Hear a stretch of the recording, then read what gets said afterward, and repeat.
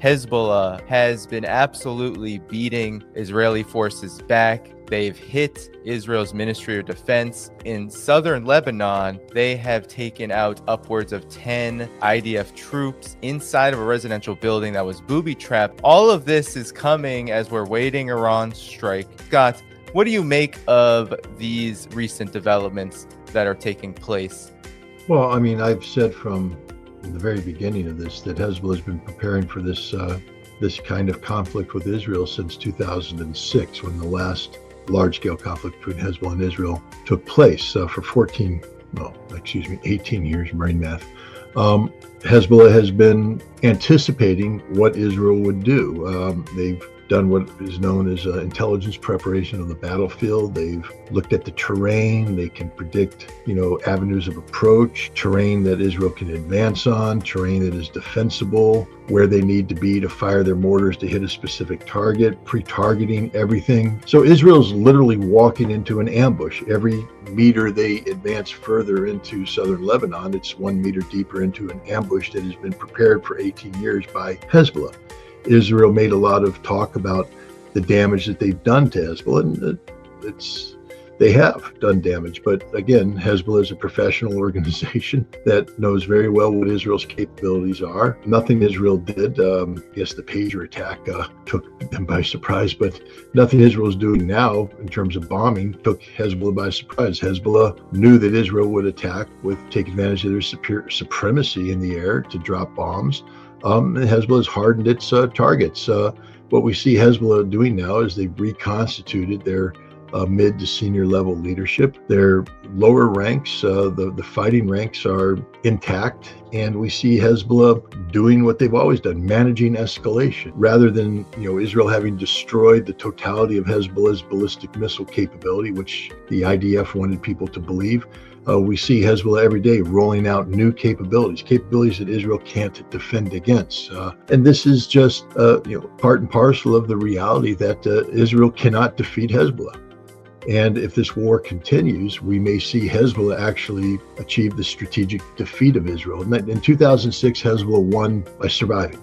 Israel said that their goal was to defeat Hezbollah, and they failed to defeat Hezbollah. Therefore, Hezbollah, by default, won. This time around, not only is Israel not defeating Hezbollah, but Hezbollah is defeating Israel. That is, Israel is being defeated tactically, operationally, and strategically by Hezbollah. This is a completely different outcome, and Israel has to be shocked by this, because they've delivered the best shot they could deliver against Hezbollah, and Hezbollah is not phased. Hezbollah is still standing. Hezbollah is strong and getting stronger every day.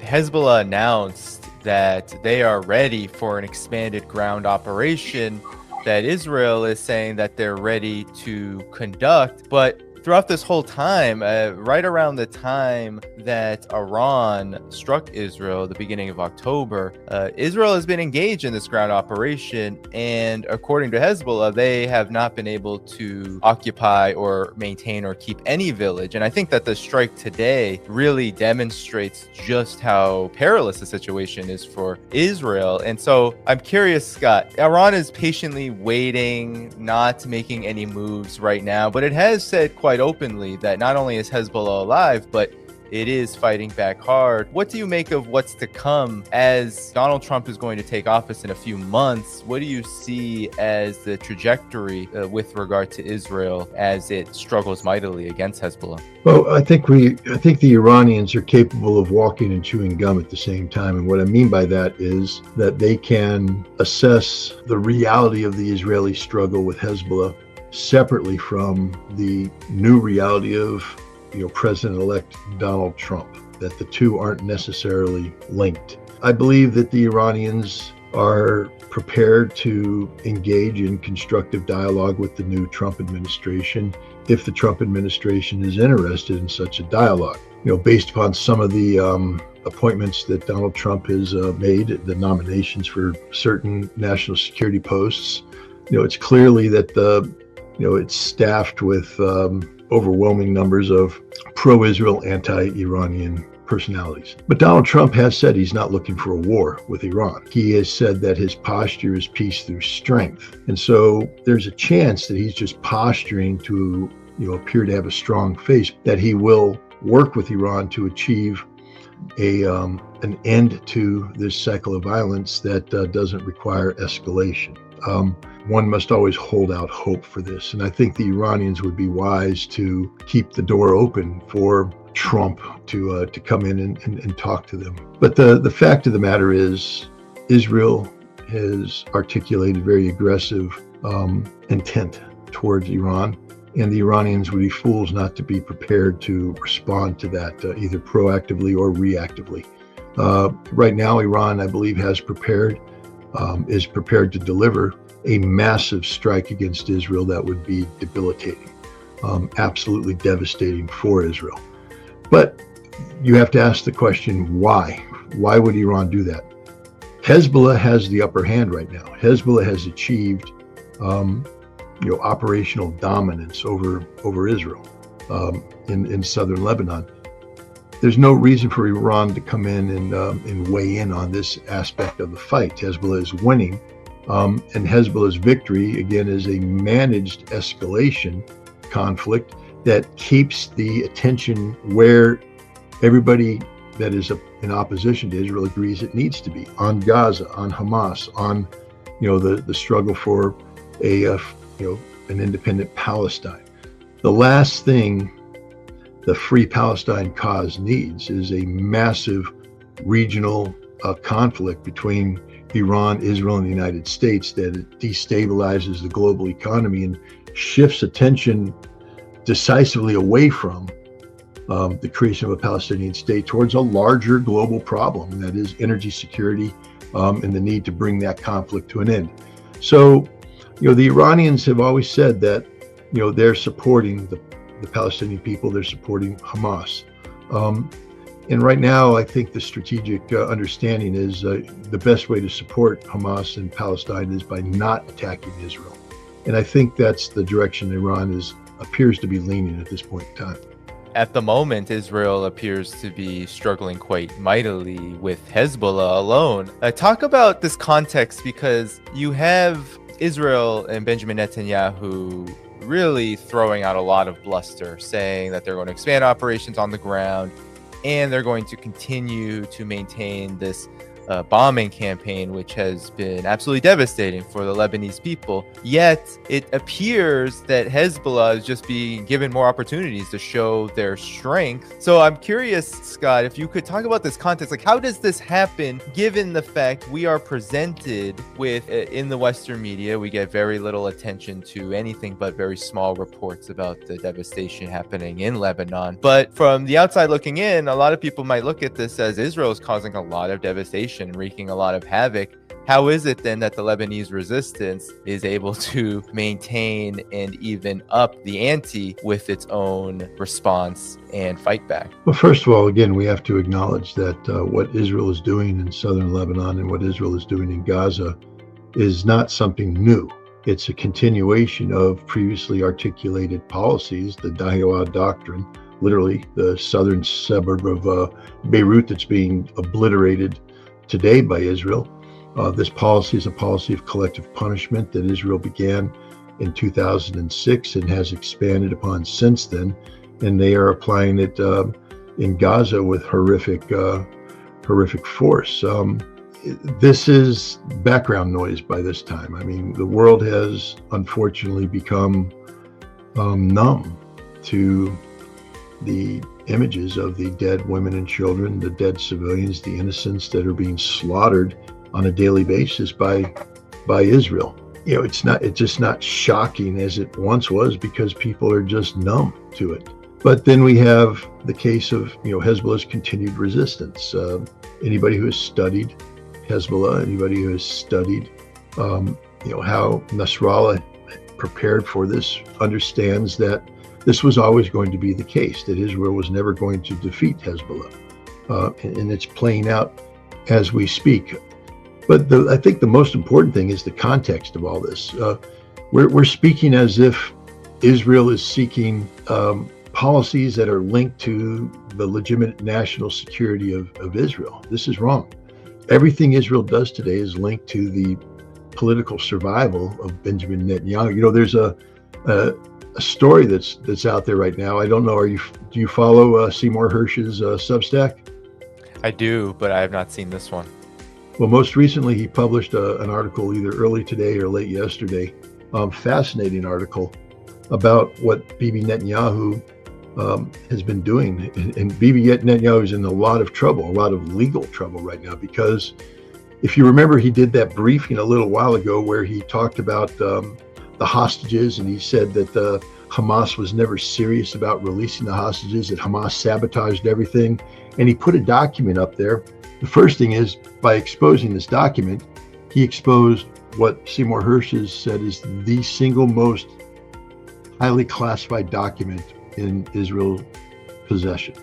It's a document they captured early on during the Gaza operation that details Hamas's strategic intent regarding October 7th. But one of the things that Netanyahu was saying about this document is that it shows that that Hamas was never serious about releasing the hostages, because this document says that Sinwar was going to flee to Egypt with his family and the hostages and take them onwards to Iran. And this is what Netanyahu was talking about.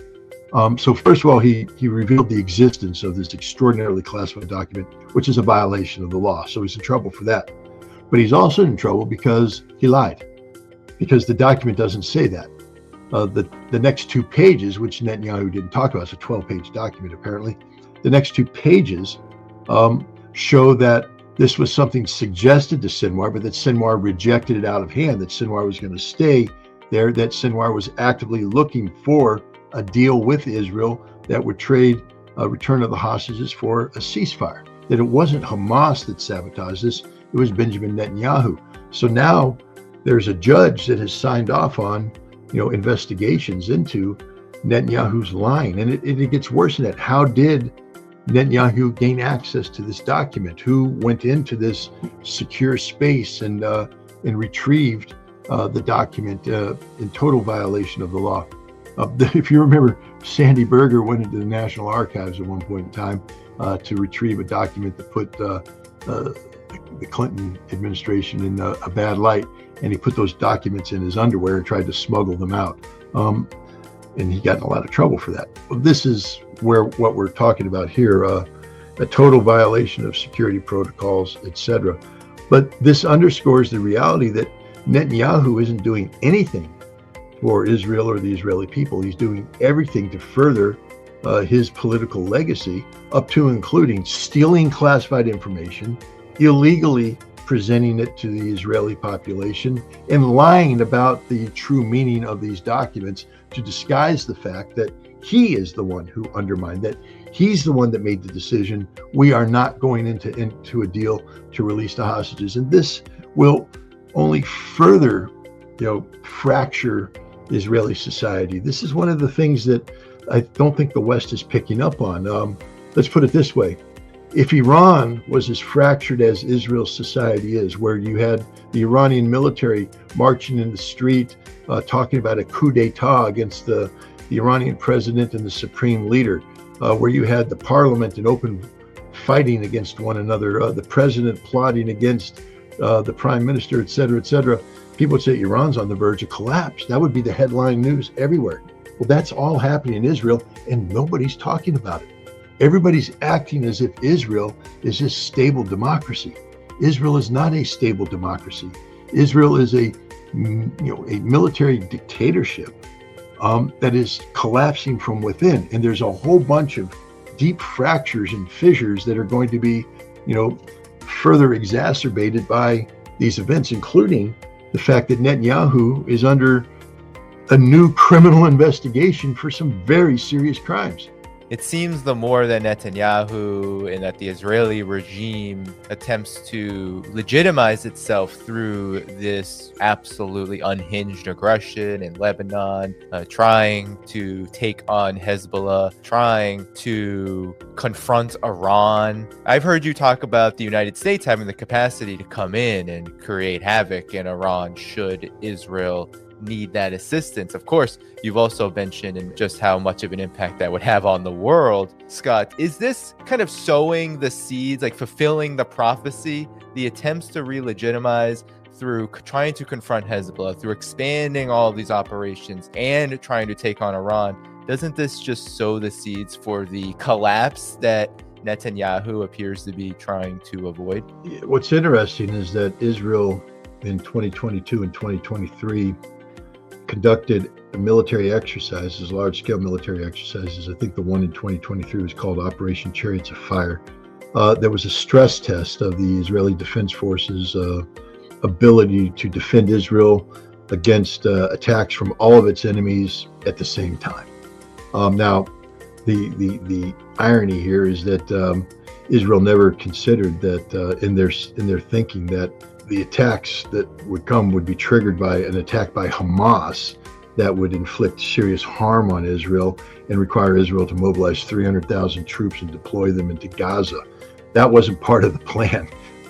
The Israelis always believed that Gaza and the West Bank would be involved in an intifada type uprising where you could handle it with tens of thousands of border police, maybe some soldiers, but that it would be a secondary issue compared to the main fighting against Hezbollah, Syria, and Iran. But even in with that scenario, with the condition that Hamas wasn't engaged decisively, Israel lost every time. The only way Israel could take on Iran was with extensive American military support. And that's been something that Israel's been trying to coerce from the United States since the beginning of this conflict, the United States to commit to taking on Iran, something the United States to date refuses to do.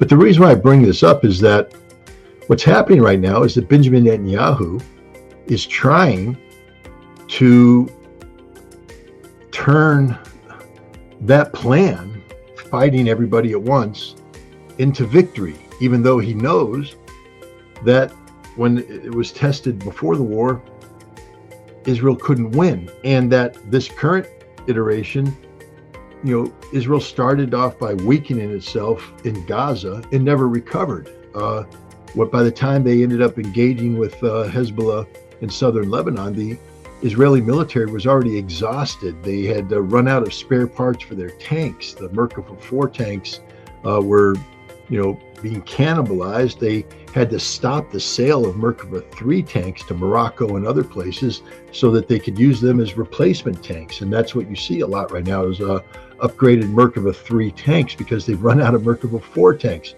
The Israeli soldiers have never been prepared for a war that lasted more than a year. The Israeli army was always configured to fight short, sharp engagements where they would overwhelm their enemy with firepower and technology. And here we are now, more than a year plus, into a conflict, and the Israeli army is just exhausted morally, physically. The desertion rates are sky high. Some Israeli generals are talking about 12 to 24%, depending on the unit. You have reservists starting to commit suicide rather than report to their units. You have soldiers' morales collapse because they're being asked to go into Gaza and recapture the same territory for the third time. Territory that's already stained with the blood of their comrades, and now they have to go back in and do it again. It's a never-ending fight. The Israelis can't advance in southern Lebanon. It's a death trap. Israelis don't want to go into southern Lebanon. Israelis don't want to go into Gaza. So the military, I don't know if you saw when Israel Katz went in and started briefing, the chief of staff Halevi and other officers, and for the first time he said, our goal is to, defeat Hezbollah and disarm them. And you saw the chief of staff go, what? That's never been our goal. We can't achieve that goal. It's an impossible goal to achieve. But that's the difference between politics, and Israel Katz is a politician loyal to Netanyahu, so he's reading off the Netanyahu playbook, the fiction of the Netanyahu playbook, and the reality that is known by the Israeli generals that this isn't going to happen. But Netanyahu continues to, pontificate and enunciate this kind of policy because this isn't about the survival of Israel. This is about the survival of Netanyahu. He cares about his political legacy, and apparently he's willing to sell Israel down the river to have a chance at emerging from this crisis with his reputation intact. I think it's I don't think it's going to happen. I think that the Israelis are going to remove him from power soon. They have no choice because these policies can't work in the military. You can't make success happen when you don't have the assets, the resources, the plan, the strategic vision to facilitate that. And that's where the Israeli military is. I think we're in a situation where Netanyahu is fatally wounded Israel, that there's no recovering from this. And there's more and more Israeli generals and politicians that are coming to this conclusion. I've heard them speak it. They, the economy is in, a free fall. It's not going to recover. $67 billion hit last year on the way towards more than $1 billion. This isn't the cost of the war. This is what the economy isn't earning. 60,000 civilians, evicted from the north. Netanyahu said we're going to war in Lebanon to get them to go back. They aren't going home. Tens of thousands more have had to leave because of what Hezbollah is doing, the continued attacks.